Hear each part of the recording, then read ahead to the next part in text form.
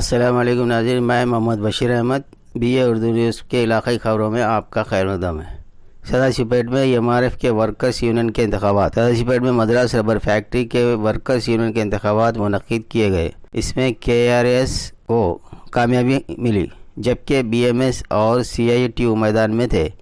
इन दोनों पार्टियों पर सबक़त हासिल करते हुए KRS ने भारी अक्सरियत से कामयाबी हासिल करते हुए इसके उम्मीदवार मिस्टर शिवराज पाटिल को मुंतखब करार दिया गया।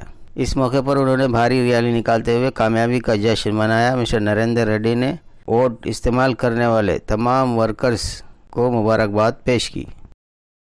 शिवराज पाटिल వెల్టూరు గ్రామం ఇవాళ కార్మిక సంఘం ఎలక్షన్లలో జాతీయ పార్టీలైనటువంటి CITU, BMS మరియు KRS కూడా పోటీ చేయడం జరిగింది. కార్మికులందరూ ఆశీర్వదించి ఇవాళ 198 ఓట్ల మెజారిటీతోని ఇవాళ విజయం కట్టబెట్టారు. ఈ విజయం నా మీద మరింత బాధ్యతను పెంచింది.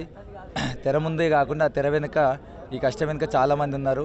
అంకెనపల్లి సర్పంచ్ భాను గారు కానీ, మున్పల్లి ఎంపీటీ సుధాకర్ రెడ్డి గారు కానీ, మా బాబాయ్ మల్లికార్జున గారు కానీ, నరేష్ కుమార్ కానీ, రమేష్ అన్న గారు కానీ, వీళ్ళంతా తెర వెనుక ఉన్నారు.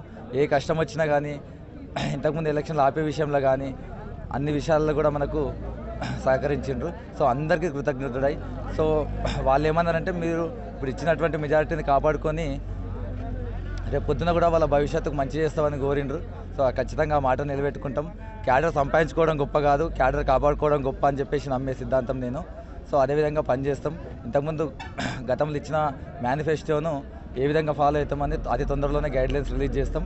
ఇంతకుముందు డిస్కషన్ కమిటీలో డిసిషన్ తీసుకుని ఏ విధంగా అయితే డిసిషన్ తీసుకుంటామని చెప్పినామో అదేవిధంగా కూడా డిసిషన్స్ తీసుకుంటాం.